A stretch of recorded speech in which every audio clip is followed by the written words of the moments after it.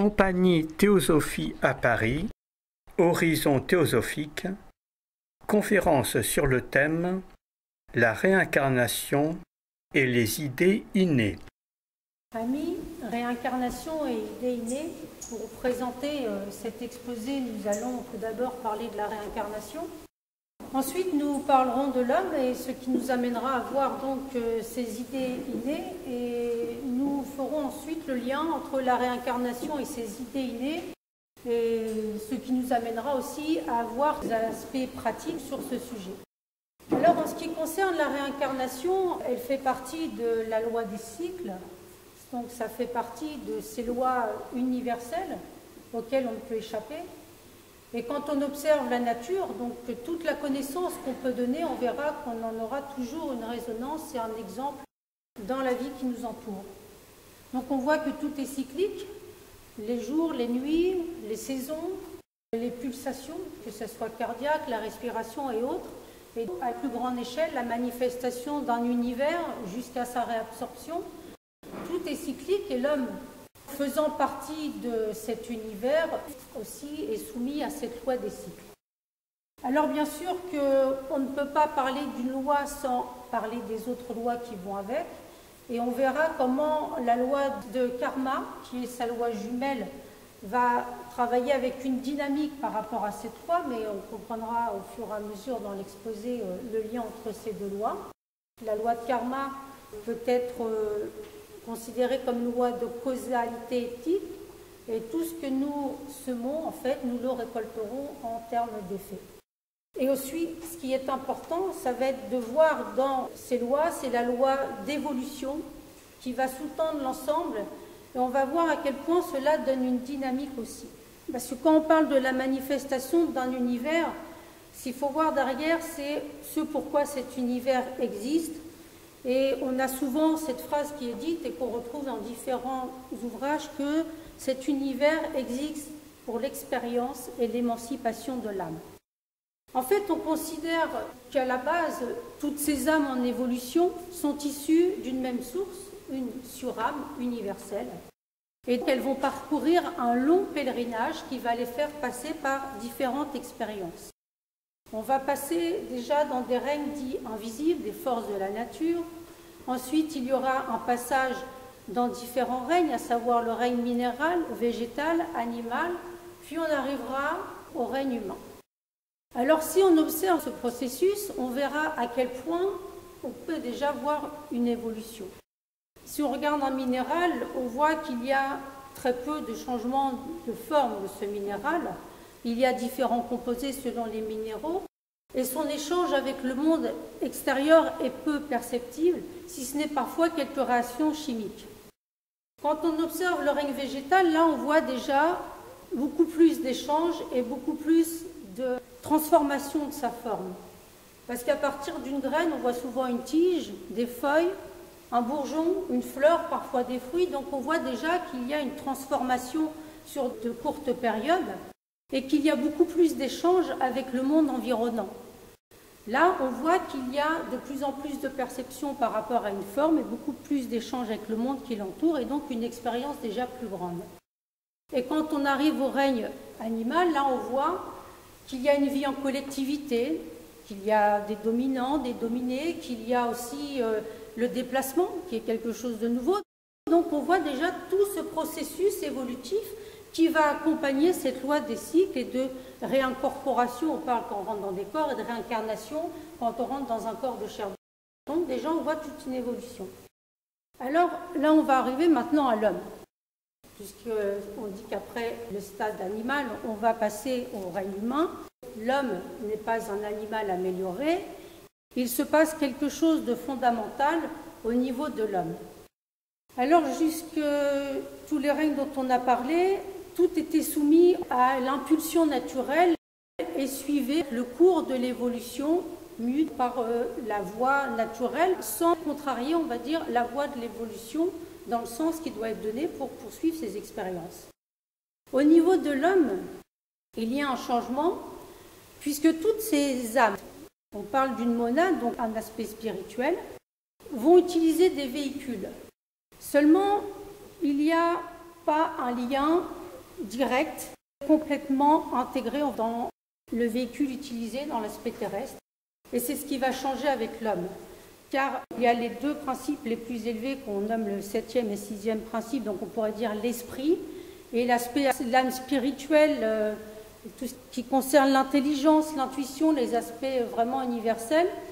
Et il y a un véhicule qui diffère selon le stade d'évolution, et il manque le principe actif entre les deux, le 5e principe, qui est latent jusqu'au règne animal, et qui là va être éveillé, et qui va permettre de faire comme une communication entre l'aspect spirituel et l'aspect physique terrestre. Cet éveil pourrait se faire naturellement, mais il mettrait de très longs âges. Comme tout est indépendant, qu'il y a une loi de solidarité, il y a une hiérarchie d'être, puisqu'en fait on a vu que l'évolution est infinie. On se doute bien qu'une fois un homme, ça ne s'arrête pas là. Et autant il y a des règnes qui nous sont inférieurs de par ce qu'elles ont pu développer, il y a bien entendu des règnes, des hiérarchies, des êtres qui nous sont supérieurs. Et cela est reconnu dans différentes traditions, puisqu'on a tout le temps entendu parler de sages, d'archanges, de hiérophantes, enfin d'êtres beaucoup plus élevés à nous. Et donc ce sont ces hiérarchies qui vont permettre l'éveil de ce 5e principe, qui est appelé manas, mais qu'on peut aussi nommer le principe pensant, si ça nous est plus parlant, et qui va être vraiment ce principe qui va déterminer le fait que nous soyons un homme. Étant donné que c'est une loi d'évolution, on comprend bien que quand on parle de réincarnation en théosophie, une fois qu'on est un homme, on ne peut pas régresser et redevenir un animal. Ça, c'est aussi quelque chose qu'il est important de noter. Alors, ce principe va non seulement permettre l'éveil, le fait d'avoir des pensées, va aussi permettre à l'homme d'avoir une conscience réfléchie, c'est-à-dire qu'il sera conscient de ses actions. Il pourra se mettre en situation, analyser, réfléchir. Il pourra aussi avoir ce libre arbitre. Et c'est souvent pourquoi on a mal interprété quand il y a eu cette pomme de l'arbre de la connaissance, où on a dit il y a cette notion du bien et du mal. Oui, effectivement, puisque l'homme, là, ne sera plus soumis à l'impulsion naturelle, il a le libre arbitre. Donc c'est lui qui choisira ses actions et la direction qu'il veut prendre. Alors c'est là où nous allons arriver aussi aux idées innées, puisque ces hiérarchies, en éveillant ce manas, ont aussi apporté toutes ces idées innées, toute cette connaissance que nous avons potentiellement. Alors pareil, cette idée, on va donner des exemples de traditions, parce qu'on aime bien en théosophie montrer qu'il y a beaucoup de traditions, beaucoup de religions qui redonnent ces mêmes aspects, et qu'en cherchant bien, on se rend compte qu'il y a quelque chose de commun et que ces idées sont véhiculées à travers l'humanité à différentes périodes et dans différents courants religieux ou philosophiques. On a par exemple le mythe de Prométhée. C'est un mythe connu, et Prométhée était un dieu ami des hommes et l'éleva jusqu'à la civilisation et l'initiation à la connaissance de tous les arts avec une idée du feu. Cette idée du feu, elle est importante parce qu'on montre comment ce feu va à la fois donner l'aspect de l'éveil de cette conscience et aussi l'aspect de la connaissance. On fait souvent le lien entre les deux. Cette idée de ces hiérarchies, de ces dieux, de ce feu, on va le retrouver dans des traditions comme en Inde, on retrouve en Grèce, on retrouve aussi bien sûr en Égypte. Et on a quelques exemples qui sont donnés dans la doctrine secrète, dans le 2e volume. Alors par exemple au niveau du Nil grec, Samothrace, et aussi dans les plus anciens temples égyptiens, il est parlé des Kabirs, qui étaient les grands dieux cosmiques. Et aussi on parle des 7 et 49 feux sacrés. Il y a toujours ce lien avec le 7 et le 49, puisque le 7 est toujours subdivisé lui-même en 7, ce qui donne un 49 qui va avec. Ces Kabirs, c'est un terme qui peut nous paraître nouveau, mais ça vient de Kaberos et ça veut dire le puissant par le feu. Et on va comprendre dans les références qui sont données ce à quoi ça amène. Un écrivain grec a démontré que la divinité kabirique originale n'était autre que Prométhée. Donc on fait un lien toujours avec cette hiérarchie qui va apporter ce feu et cette connaissance aux hommes. Car Prométhée a pris le feu aux dieux pour le donner aux hommes. On parle de ces titans kabirs qui étaient aussi au point de vue astronomique les générateurs et régulateurs des saisons, et au point de vue cosmique, les grandes énergies volcaniques, les dieux qui gouvernaient tous les métaux, et on voit qu'il y a toute une dynamique de ces divinités. Mais ce qui est important, c'est de voir que cela ne les empêche pas d'être, sous leur aspect originel divin, les entités bienfaisantes qui, symbolisées par Prométhée, apportèrent la lumière au monde et douèrent l'humanité d'intellect et de raison. Ce sont surtout dans toutes les théogonies, principalement dans celle des hindous, les feux sacrés divins au nombre de 3, 7 ou 49. Donc on voit bien qu'il y a toujours ces hiérarchies avec cette idée du feu. Ces dieux étaient les objets d'un culte universel et leur origine se perd dans la nuit des temps. On voit bien que cela a été apporté à l'aube de l'humanité. On dit que ce sont des dieux grands, bienveillants et puissants. On en parle aussi comme étant les régents de l'humanité lorsque, incarnés comme rois des dynasties divines, ils donnèrent la première impulsion à la civilisation et orientèrent le mental, donc Manas, principe pensant, dont ils avaient doté les hommes en vue de l'invention et du perfectionnement de tous les arts et de toutes les sciences. Aussi l'on dit que les Kabirs apparurent en qualité de bienfaiteurs des hommes et en cette qualité vécurent pendant des siècles dans la mémoire des nations. On voit que pendant longtemps, l'humanité a eu en elle cette idée de ces hiérarchies qui leur avaient apporté quelque chose. Et on leur attribue l'invention des lettres, donc de l'alphabet, du langage des dieux, de la législation, de l'architecture et aussi des différents modes de prétendue magie et de l'emploi médical des plantes. Toutes ces idées innées qui ont été apportées par ces hiérarchies ont été implantées dès le début avec l'éveil de ce principe Manas. Dans l'Océan de théosophie, William Cann George donne l'image d'une chandelle qui en allume d'autres, faisant référence à cette collectivité d'êtres qui vont allumer les chandelles, donc ce principe pensant dans tous les hommes. Et aussi, il est dit que les sages expliquent le fait que des idées soient communes à la race entière, et dû à cette réminiscence de ces idées qui furent implantées dans le mental humain au début de son évolution par ses frères aînés. Et ces idées furent gravées, marquées en caractère de feu dans la nature de ses égaux, et qu'elles reviennent à la mémoire. On voit qu'au début, l'homme a eu toutes ces idées qui font référence à toute la science, à tous les arts, que ce soit l'astronomie, l'architecture, l'agriculture, la science médicale, donc tout. Et il y a ces idées innées de vérité, de justice, de beauté et d'amour qui sont aussi implantées très profondément dans l'homme. Et d'ailleurs, quand on voit de jeunes enfants, à quel point pour eux ça leur paraît sacré de dire la vérité, d'être juste, de ne pas mentir, d'aimer aussi, c'est quelque chose d'assez naturel. Donc on voit que ce sont des choses que nous portons en nous-mêmes. Ça, c'était un peu pour donner différentes traditions, pour parler de cet éveil du Manas, qui a aussi été en même temps la peur de toutes ces idées innées. Maintenant, on peut se demander, quand on regarde l'humanité, comment se fait-il qu'il y ait une telle différence d'expression de ces idées innées, de cette connaissance? Si l'homme qui passe d'incarnation en incarnation et à chaque fois fait le choix de ce qu'il prend comme direction, on va comprendre qu'il y aura des différences d'expression de ce que nous avons en potentialité. Car ces idées innées, nous les avons en nous, mais nous devons les faire remonter à la surface, les exprimer et qu'elles soient vraiment vivantes pour complètement les assimiler et qu'elles fassent partie intégrante de nous-mêmes quand nous nous incarnons. Ce principe pensant, ce principe du Manas a la particularité de se dédoubler quand on s'incarne. Parce que si nous sommes spirituels en essence, nous sommes aussi un être terrestre qui est complètement pris dans une vie provisoire, charnelle, avec tous les instruments qui vont avec, de désir, d'attirance pour tout ce monde extérieur.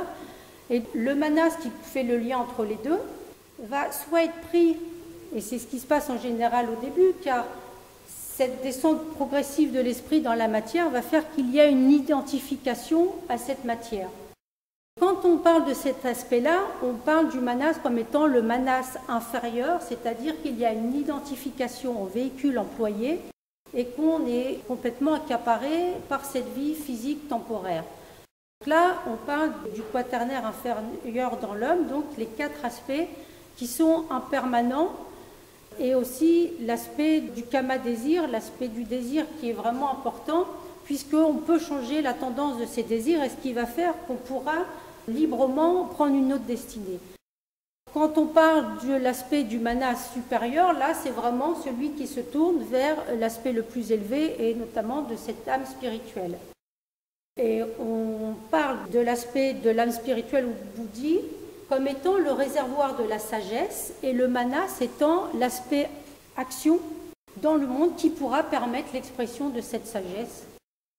L'homme, bien entendu, il n'y a jamais une coupure nette, on ne peut pas être que dans son véhicule physique et avoir complètement coupé à sa vie spirituelle, puisqu'il y a quand même toujours un lien entre les deux. Quand on est dans une vie, on fait des expériences et on a des désirs, on crée des tendances, on a des centres d'intérêt pour certains domaines. Certains vont être plus attirés pour une vie matérielle, profitable, égoïste. Ça ne les empêchera pas d'avoir des sentiments élevés d'amour, de vérité, de justice. Et de toute façon, on est obligé d'utiliser une certaine forme d'intelligence et de connaissance. Et puis, il y a des individus beaucoup plus attirés vers une vie intérieure, qui se disent qu'il y a quelque chose au-delà de cette vie physique qui n'est pas complètement satisfaisante. Et on voit qu'il y a tout un programme dans les hommes qui vont faire des expériences, qui vont semer des causes, parce que le principe pensant est aussi un principe de l'action, c'est la base de l'action. Et par rapport à ça, on va avoir tout un monde d'effets qui reviendra sur nous, qui nous permettra d'avoir les perceptions pour comprendre et apprendre, et va permettre l'évolution de l'être que nous sommes et de faire évoluer notre perception du monde. On ne perd jamais le lien, et parfois l'âme, l'être réel que nous sommes, essaye de se faire entendre. Il peut arriver à des moments où on puisse réfléchir, se poser des questions, dans des moments où on a des interrogations sur ce qui peut se passer dans le monde. Et ça, c'est souvent quand on peut dénoter justement tout ce qui est contraire à ses idéaux, quand on voit des choses injustes, quand on voit des souffrances, quand on voit, on pourrait dire, des actions pas très louables, mais qui font en fait référence à l'ignorance. Et on voit qu'on est dans une dynamique de contradiction avec ce qui est les idéaux, et ça nous amène à réfléchir. Donc que ce soit nous-mêmes ou les autres, dans ce monde interactif avec les autres, puisqu'on évolue tous ensemble, on est en interaction, on se pose des questions. Et souvent, cela nous amène à chercher en nous, et là, on peut déjà avoir une sensibilité et une sorte de communication avec l'âme que nous sommes vraiment. Aussi, quand nous dormons, étant donné que nous ne sommes plus pris dans la vie physique, l'ego, l'âme se retrouve sur son propre plan. Et là, une sorte de régénération. Et au réveil, on peut avoir des influences ou dans la journée.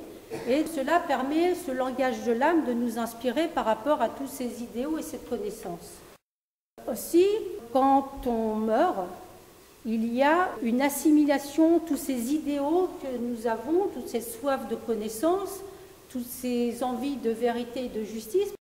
Pareil, on ne peut pas tout exprimer, tout exploiter dans une vie. Et dans les étapes post-mortem, il y a une longue période qui est spirituelle et qui va prendre pour base tout ce qui fait partie de ces idéaux et des aspects les plus élevés dans l'homme.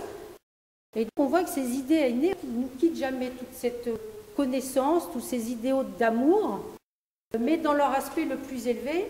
Et donc, il y a une assimilation pendant cette période post-mortem. On voit qu'il y a toujours un échange entre notre vie incarnée, les expériences que nous faisons, les questions que nous nous posons, et les périodes qui permettent des assimilations. Mais il ne faut pas attendre de dormir ou d'être mort pour assimiler. De toute façon, ce n'est pas là où nous pouvons acquérir cette connaissance et vraiment exploiter dans leur aspect le plus élevé ces idées innées. Tous, nous utilisons à un niveau différent l'idée de vérité. Nous cherchons tous une connaissance et des vérités.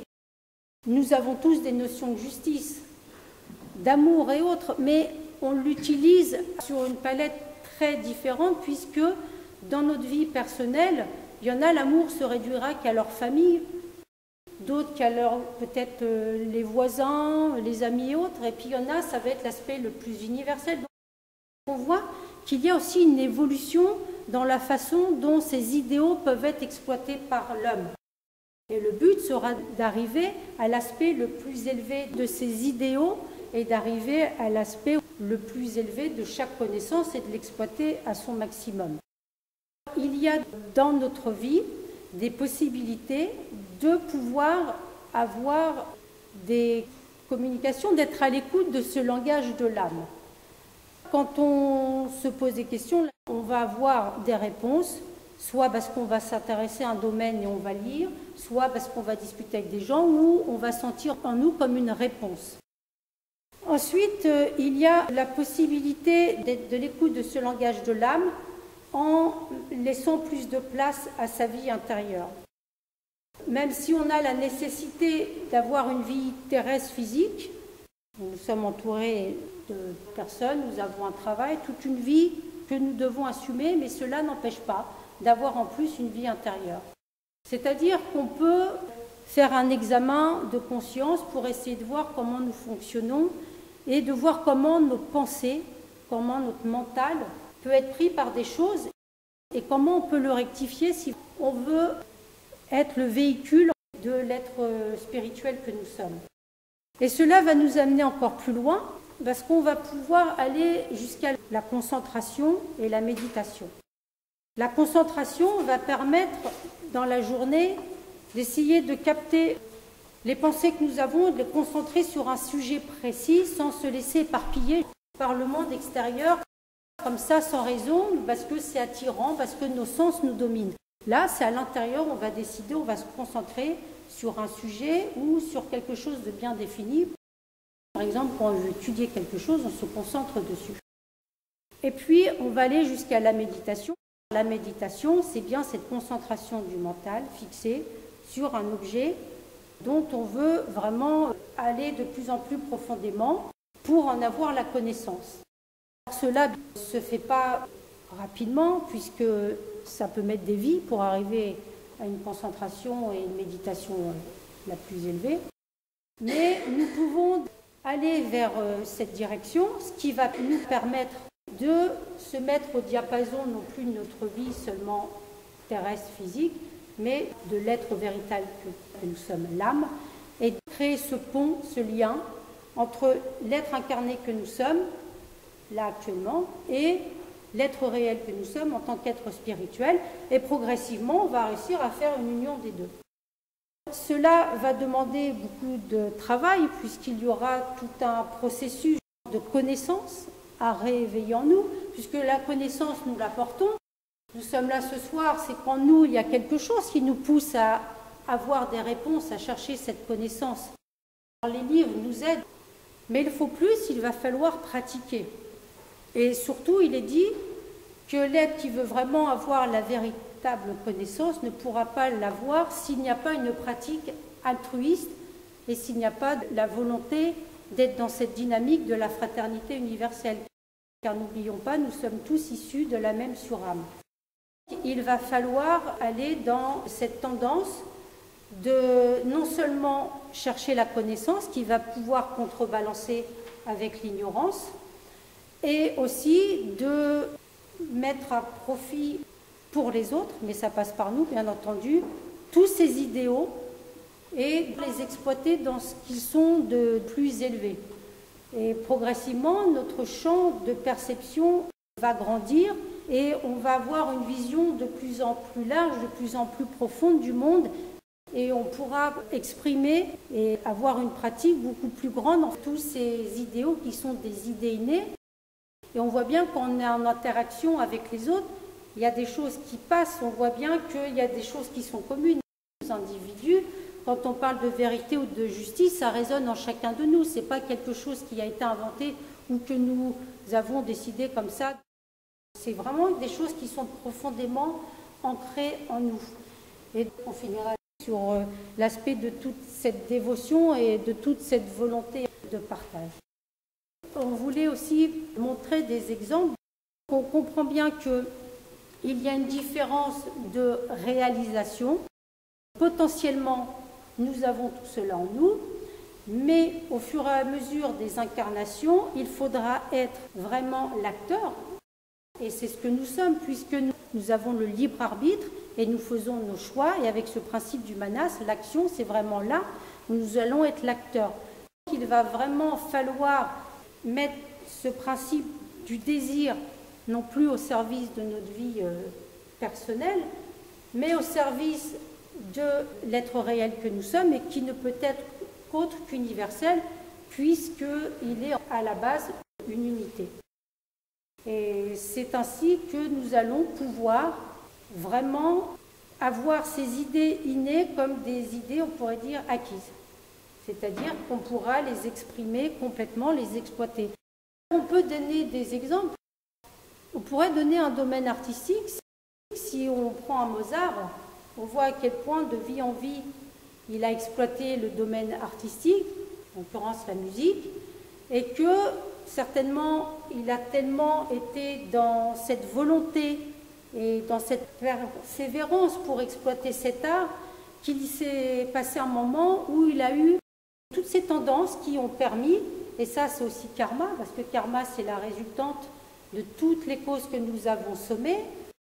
On met des tendances et il y a un moment où il y a cette possibilité d'expression, et donc Mozart s'est incarné dans une famille qui a permis l'expression de tout son potentiel musical. Quand on a des êtres qui ont des connaissances, comme ont pu l'avoir Einstein, on voit aussi qu'il y a eu des vies d'études et d'intérêt pour cette recherche. Il y a aussi des êtres qui développent de vie en vie et qui peuvent devenir des prophètes. Et quand on va beaucoup plus loin, on a aussi affaire à des sages. Tous ces êtres, ces génies qu'on peut voir parfois dans la vie, ce n'est pas un don. Il n'y a aucun don spécial pour l'homme. Tout ce qu'il a, ce n'est que par ses propres efforts. Il faut vraiment, si on veut permettre la pleine possession de toutes ces idées innées, de toute cette connaissance, se donner les moyens et vivre en tant que cette âme qui s'incarne et qui évolue. Et il y aura une réponse de la nature, parce que l'homme, dès l'instant où il se met au diapason de la loi évolutive de la vie, à ce moment-là, il y a une réponse. Et il est dit dans la voie du silence que si on est de la nature et qu'on travaille avec elle, elle ouvrira tout grand ses portes et qu'on pourra avoir accès à tout ce qu'il y a dans ces plans invisibles. Voilà les idées principales qu'on voulait donner sur ce sujet. Au niveau de ces idées, on voudrait juste lire un petit passage au niveau de l'origine de la dévotion qui est aussi extrait de la doctrine secrète et qui va aussi parler de l'éveil de l'homme, on pourrait dire, avec ce principe. À ses tout premiers débuts, l'intelligence psychique et physique étant en sommeil et la conscience encore non développée, les conceptions spirituelles de cette race des origines étaient complètement sans rapport avec son environnement physique. Cet homme divin résidait dans sa forme animale, même si elle avait une apparence extérieure humaine et s'il y avait de l'instinct en lui, aucune conscience réfléchie ne venait éclairer la ténèbre du cinquième principe, manas, la base du mental dans l'être humain encore latent.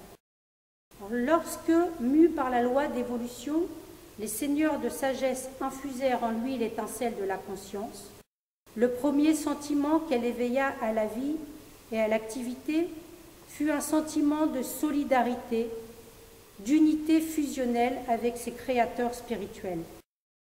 De même que le premier mouvement intérieur de l'enfant est pour sa mère et sa nourrice, de même les premières aspirations de la conscience s'éveillant dans l'homme primitif furent pour ceux dont il ressentait l'élément en lui-même et qui pourtant était extérieur et indépendant par rapport à lui. La dévotion naquit de ce sentiment et devint le premier moteur dominant dans sa nature, car c'est le seul qui soit naturel dans notre cœur, qui soit inné en nous, et que nous trouvions aussi bien dans le tout jeune enfant humain que dans le petit animal. on voit bien qu'il y a en nous beaucoup de grandes idées très élevées, très riches, et que malheureusement nous exploitons peu. On ne porte pas de jugement de valeur, mais on voit bien ce qui se passe dans le monde d'une façon générale. Mais beaucoup de personnes sont en recherche et veulent éveiller tout cela parce qu'on sent en nous qu'il y a une nécessité d'être un acteur dans le monde et de changer ces choses quand on voit que ça va à l'encontre de ce que pourrait être la loi de la vie. Il est important de comprendre que nous pouvons tout à fait changer la tendance et que toutes ces idées élevées, chacun les porte, et même si on voit des individus parfois qui peuvent nous paraître assez ignorants, il faut toujours garder l'espoir car ces idées sont là. Et quand on parle de ces frères aînés, de toutes ces hiérarchies, elles n'ont pas fait que permettre de les infuser, ces idées innées, cette connaissance. Il y a toujours un lien, à la fois parce qu'ils sont là, ils surveillent et sont prêts à redonner périodiquement ces idées, de nous permettre de les stimuler. Si on fait référence à l'apparition de certains instructeurs spirituels tels que Bouddha ou Jésus, on voit qu'il y a toujours quelque chose qui est là pour, si nous n'arrivons pas par nous-mêmes à vraiment les retrouver, il y a toujours une aide de ces hiérarchies. À travers le mouvement théosophique, c'était une façon de pouvoir redonner à l'humanité ces éléments de connaissance pour l'aider dans sa quête de cette recherche, de cette connaissance, de qui nous sommes vraiment, de retrouver la valeur de ces idées qui sont innées et de pouvoir les exprimer, car on en comprend tout à fait le sens et la nécessité qu'elles soient complètement actives et exprimées dans ce monde.